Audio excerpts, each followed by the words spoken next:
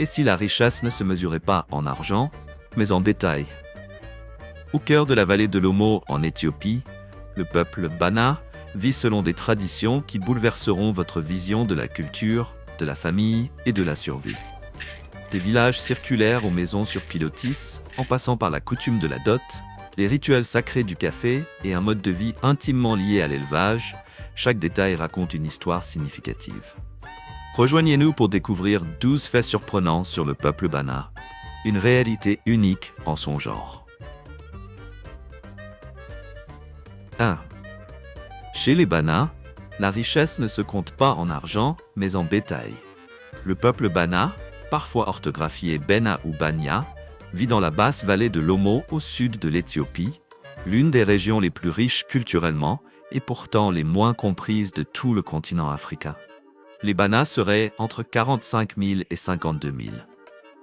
Si vous traversez une communauté Bana et que vous voulez savoir quel homme y est le plus respecté, ne cherchez ni la plus grande maison, ni le téléphone le plus récent. Regardez plutôt celui qui possède le plus de bovins. Chez les Bana, le bétail n'est pas seulement un troupeau. Il représente à la fois la monnaie, le prestige et l'identité.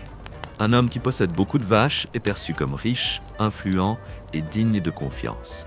À l'inverse, perdre son troupeau peut faire disparaître presque du jour au lendemain sa place dans la communauté. Cette logique est à la fois concrète et profondément ancrée dans la vie quotidienne. Lorsqu'un homme souhaite se marier, il doit verser une dot au père de la femme qu'il veut épouser. Et cette dot se paie en bétail, généralement entre 30 et 40 vaches.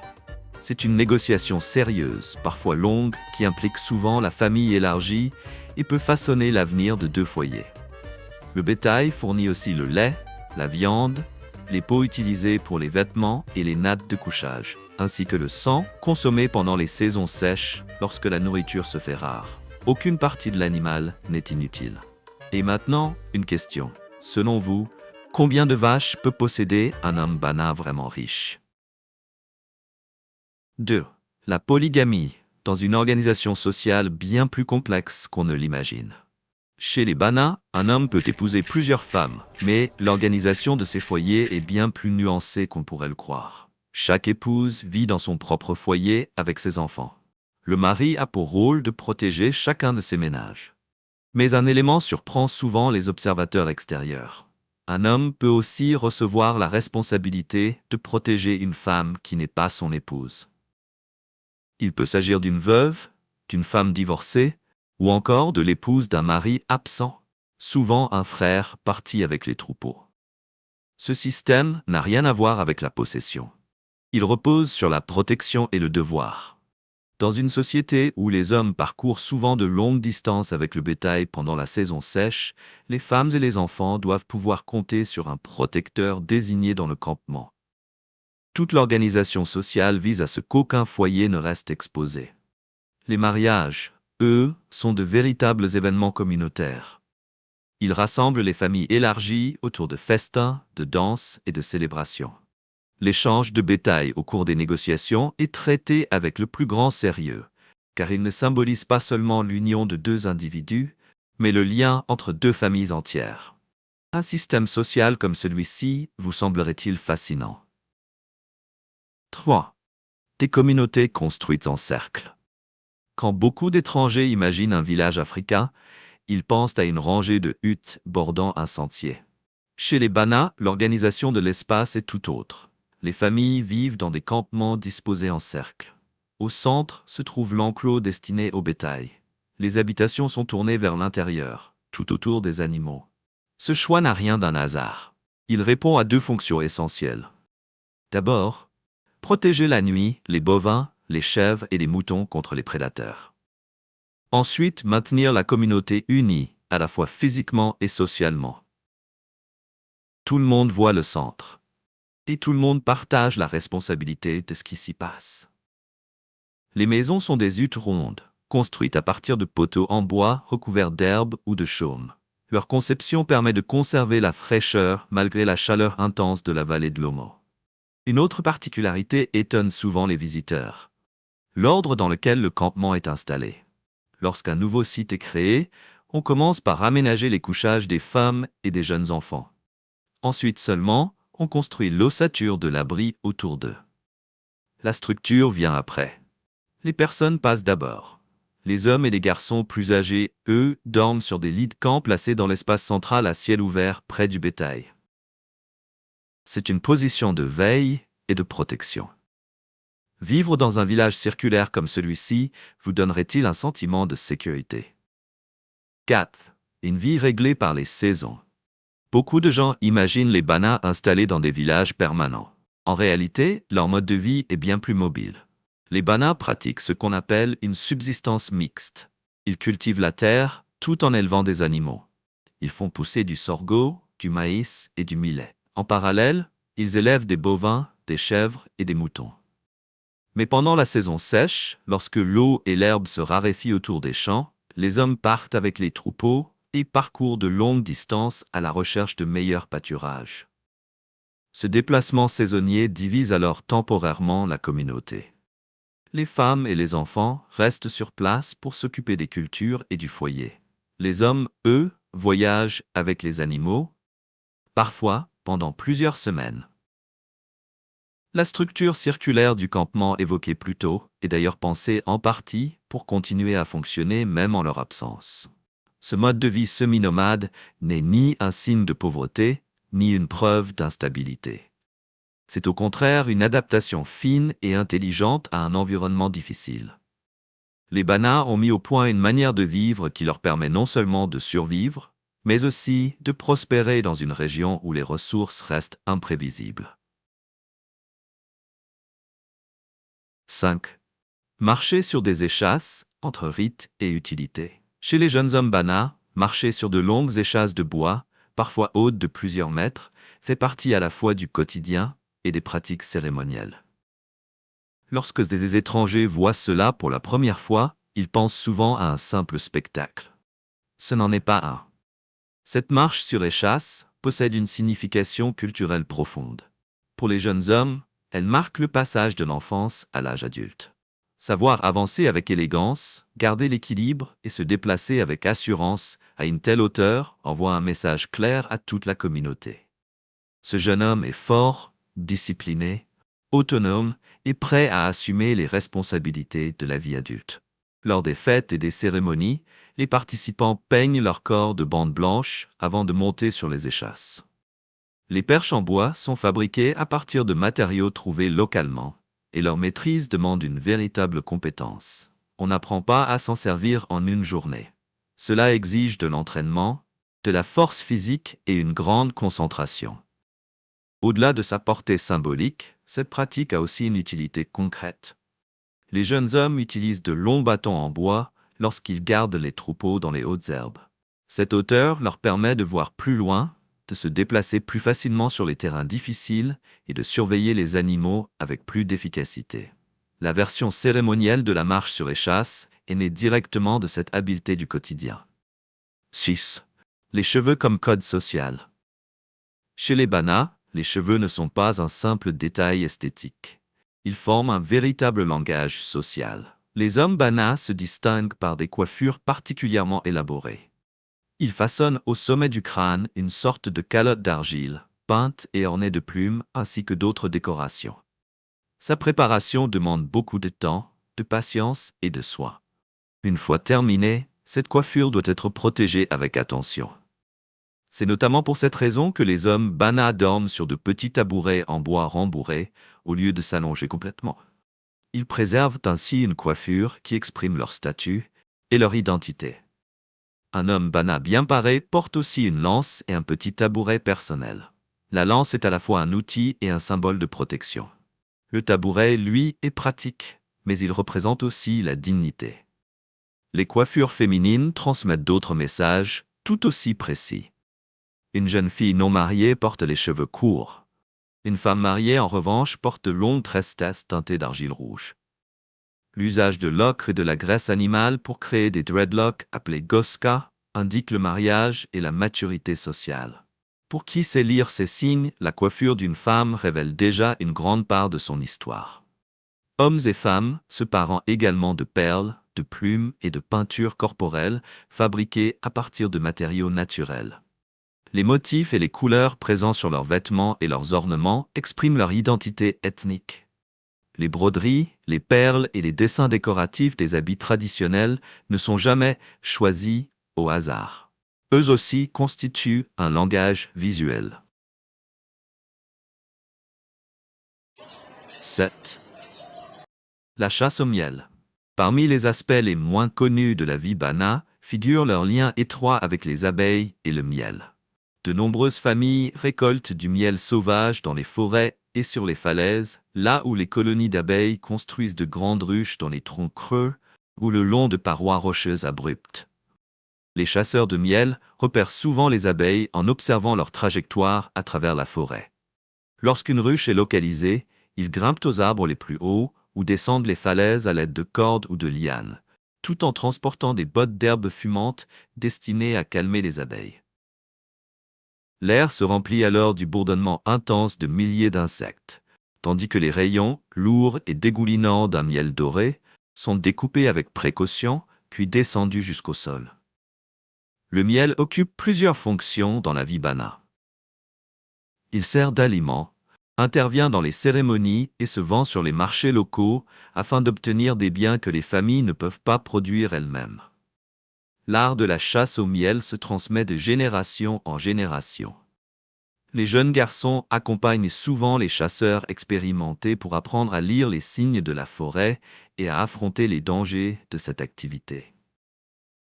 Un homme reconnu pour son talent dans ce domaine gagne un profond respect au sein de la communauté, au même titre que les éleveurs de bétail et les marcheurs sur échasse, dont les compétences façonnent la réputation chez les Bana.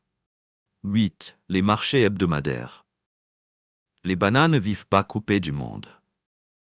Même si leurs villages sont dispersés dans la vallée de l'Omo, les marchés hebdomadaires créent des lieux de rencontre réguliers entre les différentes communautés. L'un des plus importants est celui de Ki Affair, où plusieurs peuples se retrouvent chaque semaine pour commercer, se retrouver et échanger des nouvelles. Bien avant l'ouverture officielle du marché, les habitants se mettent déjà en route depuis des villages lointains. Certains marchent pendant des heures à travers les plaines sèches et les pistes poussiéreuses, portant des paniers, des gourdes ou des ballots soigneusement équilibrés sur la tête. D'autres conduisent des chèvres ou du bétail sur des sentiers étroits. Dès le petit matin, de petits groupes arrivent sur le lieu du marché et préparent leurs marchandises pour la journée. À mesure que le soleil monte, ce rassemblement discret se transforme peu à peu en une place marchande animée.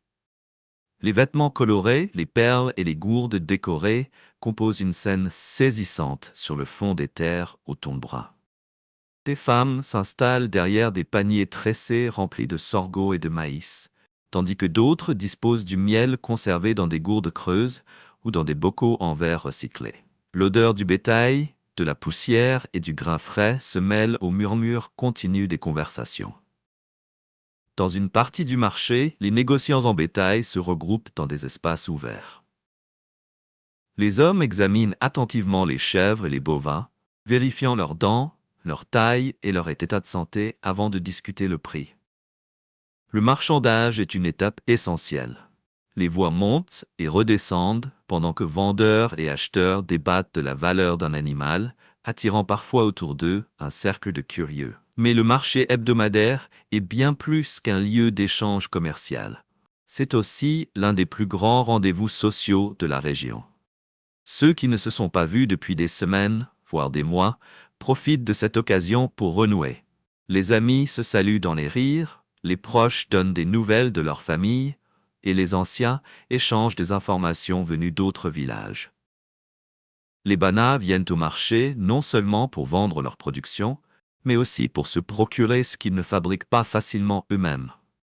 Le café, appelé localement Buno, fait partie des produits les plus recherchés. Le sel, nommé Soko, est un autre bien essentiel, surtout dans les communautés pastorales où il compte autant pour les humains que pour le bétail. Les objets décoratifs, comme les perles, les bijoux en métal et d'autres ornements, regroupés sous le nom de shekini, sont eux aussi largement échangés et portés avec fierté. Des marchés comme celui de Hiafer rassemblent plusieurs peuples, notamment les Bana, les Hamar, les Ari et les Tsemai. Chacun arrive avec sa langue, sa manière de s'habiller et ses traditions. Pourtant, le marché offre un espace commun où toutes ces différences culturelles se rencontrent. 9. La cérémonie du café. Dans toute l'Éthiopie, la cérémonie du café est l'un des rituels sociaux les plus importants du quotidien. Chez les Bana, comme chez leurs voisins, accueillir un invité avec du café est l'une des plus hautes marques de respect et d'hospitalité. Refuser d'y prendre part serait perçu comme une impolitesse, car cette cérémonie ne consiste pas seulement à boire du café, mais à partager un moment, une présence. La cérémonie se déroule souvent dans un petit espace de réunion où l'on étale soigneusement de l'herbe fraîche ou des feuilles vertes sur le sol. Les invités s'assoient côte à côte sur de petits tabourets, pendant que l'hôte, souvent une femme du foyer, prépare le café. À proximité, de l'encens brûle lentement et diffuse une fumée parfumée qui se mêle à l'odeur des grains en train de griller. Des grains de café vert sont déposés dans une petite poêle, puis torréfiés au-dessus d'un feu de charbon. L'hôte remue doucement la poêle afin d'obtenir une cuisson homogène, jusqu'à ce que les grains passent du vert pâle à un brun profond. Quand la torréfaction atteint le point idéal, la poêle est présentée aux invités pour qu'ils respirent l'arôme riche du café, comme une invitation à l'apprécier avant même qu'il ne soit infusé. Une fois grillés, les grains sont versés dans un mortier puis broyés à la main avec un pilon. Le son régulier de ce geste devient lui-même une partie du rituel. Le café moulu est ensuite placé dans une cafetière traditionnelle en argile appelée jebena, reconnaissable à sa base ronde, son col étroit et son bec courbé conçu spécialement pour verser la boisson. La jebena retourne ensuite sur le feu, où le café infuse lentement. Puis il est servi avec précaution dans de petites tasses, depuis une certaine hauteur, un geste qui demande adresse et expérience. Mais la cérémonie ne s'arrête pas à la première tasse. Le café est traditionnellement partagé en 3 services. Le premier, appelé abol, est le plus fort et le plus important. Le deuxième, tona, est un peu plus léger. Le troisième, baraka, qui signifie bénédiction, est le plus doux et symbolise la bienveillance envers toutes les personnes présentes. Chaque tournée ouvre davantage la conversation. Pendant la préparation et le partage du café, on parle de la vie quotidienne. On échange des nouvelles des villages voisins. On aborde les affaires familiales. Ou bien, l'on savoure simplement le calme d'une présence partagée. Les anciens peuvent raconter des histoires ou donner des conseils, tandis que les plus jeunes écoutent et apprennent. Dans des communautés où les technologies modernes restent limitées et où le rythme de vie demeure plus lent, la cérémonie du café devient bien plus qu'une simple boisson. Elle fait office de lieu de rencontre, de cercle de transmission orale et de pause précieuse dans le cours de la journée. 10. Les cérémonies d'initiation. Dans de nombreuses cultures à travers le monde, le passage de l'enfance à l'âge adulte est marqué par l'âge ou par une date symbolique, comme un anniversaire. Chez les Bana et leurs proches voisins de la vallée de l'Omo, cette transition exige bien davantage. Les cérémonies d'initiation sont de véritables événements communautaires destinés à éprouver le courage, l'endurance et la capacité d'un jeune homme à assumer la vie adulte. Ce ne sont pas des moments intimes. Toute la communauté y prend part. Les familles se rassemblent, les anciens observent, et le jeune initié doit prouver qu'il est prêt à endosser les responsabilités liées à l'âge adulte. L'une des pratiques initiatiques les plus connues dans cette région, également partagée culturellement avec des groupes voisins comme les Hamar, est la cérémonie du saut de taureau. Au cours de ce rituel, le jeune homme doit courir sur le dos d'une rangée de bovins sans tomber. Les animaux sont alignés côte à côte, et il doit traverser cette ligne avec succès, généralement à plusieurs reprises, pour démontrer qu'il est prêt à devenir adulte et à se marier. Tomber signifie échouer. Et échouer devant toute la communauté entraîne de véritables conséquences sociales. Le jeune homme doit donc se préparer mentalement et physiquement. Il doit être prêt. Mais lorsqu'il réussit, la célébration qui suit devient l'un des moments les plus joyeux de la vie communautaire. Les femmes de sa famille jouent elles aussi un rôle précis dans ces cérémonies. Certaines parentes de l'initié peuvent demander à être fouettées en signe de soutien et de solidarité envers lui. Les marques laissées sur leur corps sont portées avec fierté. Elles deviennent une preuve visible de loyauté et d'amour. Ces cérémonies comprennent des danses rituelles, des chants, des festins collectifs et des épreuves directes de courage physique et mental. Un jeune homme qui franchit ces rites ne reçoit pas simplement un nouveau statut. Il acquiert une nouvelle identité.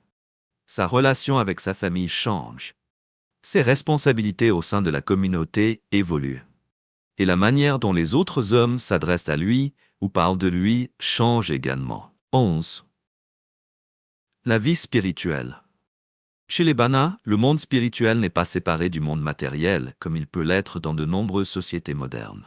Pour eux, la nature est vivante, habitée de sens et de présence. Traditionnellement, les Bana considèrent que des esprits résident dans les éléments naturels.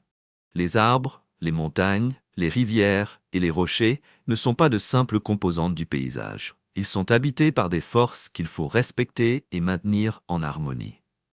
Lorsqu'un problème survient dans la communauté, qu'il s'agisse d'une sécheresse, d'une maladie touchant le bétail ou d'un conflit entre familles, la réponse passe souvent par une cérémonie destinée à rétablir l'équilibre avec ces forces naturelles.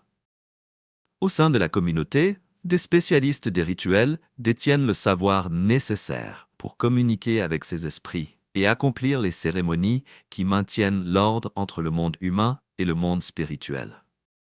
Ce savoir n'est pas écrit. Il se transmet de génération en génération par l'enseignement direct et l'observation. Il est également important de souligner que le christianisme s'est diffusé dans certains villages Bana au cours des dernières décennies. Certaines familles pratiquent désormais un mélange de croyances animistes traditionnelles et de foi chrétienne. D'autres se sont davantage tournés vers le christianisme. Pourtant, même là où cette religion est présente, de nombreuses cérémonies et pratiques spirituelles traditionnelles continuent d'exister. Les deux systèmes cohabitent souvent, au lieu que l'un remplace totalement l'autre. Cette vie spirituelle à plusieurs niveaux révèle quelque chose d'essentiel dans la manière dont les Bana abordent le changement. Ils n'abandonnent pas simplement l'ancien lorsque le nouveau apparaît. Ils cherchent plutôt à faire coexister les deux, à préserver l'essentiel, tout en s'adaptant aux nouvelles réalités. 12. Les Bana face à un monde en mutation rapide. Le mode de vie traditionnel des Bana subit aujourd'hui des pressions venues de plusieurs directions, et la communauté cherche activement comment y répondre. Le tourisme dans la vallée de l'Omo a fortement augmenté au cours des 20 dernières années. Des visiteurs du monde entier viennent découvrir les peuples de cette région. Cela crée des opportunités économiques. Les familles peuvent gagner de l'argent en acceptant d'être photographiées ou en vendant des objets artisanaux sur les marchés. Mais cela entraîne aussi des complications. Lorsque des cérémonies sont réalisées pour des touristes plutôt que pour la communauté, leur signification peut se transformer.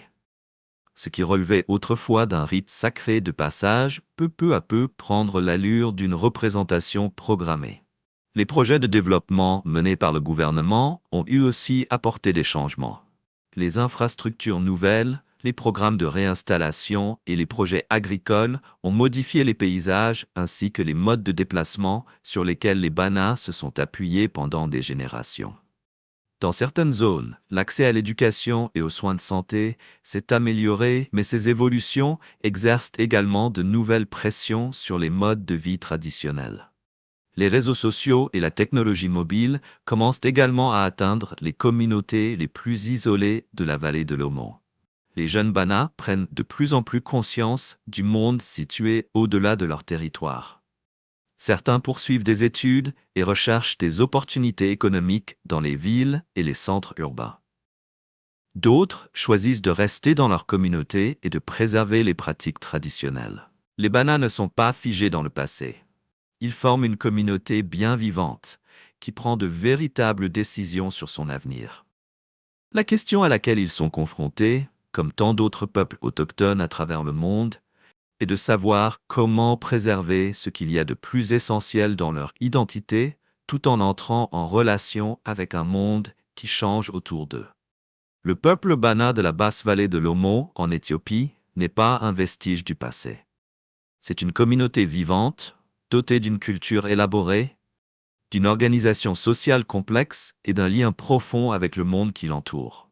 Tout ce que nous avons exploré aujourd'hui, l'économie fondée sur le bétail, les villages circulaires, la marche sur échasse, les coiffures comme langage social, la récolte du miel, les marchés, les cérémonies du café, les rites d'initiation, les ornements corporels, la vie spirituelle, le rôle des femmes, les pressions de la modernisation et la connaissance intime de l'environnement, ne correspond pas à une suite de curiosités isolées.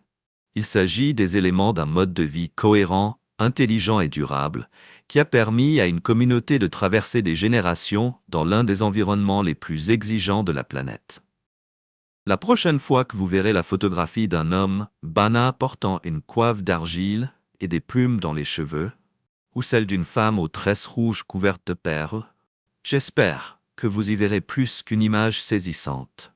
J'espère que vous reconnaîtrez une personne portant sur son corps tout un univers de signification.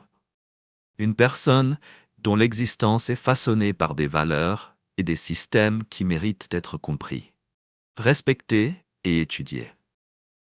Si cette vidéo vous a permis de découvrir quelque chose de nouveau, dites-moi en commentaire quel fait vous a le plus surpris.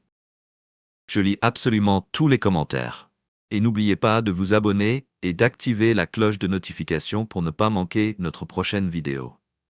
Merci sincèrement d'avoir passé ce moment avec nous aujourd'hui. J'espère que cette découverte vous a plu. Votre soutien compte énormément. Je vous souhaite le meilleur pour la suite.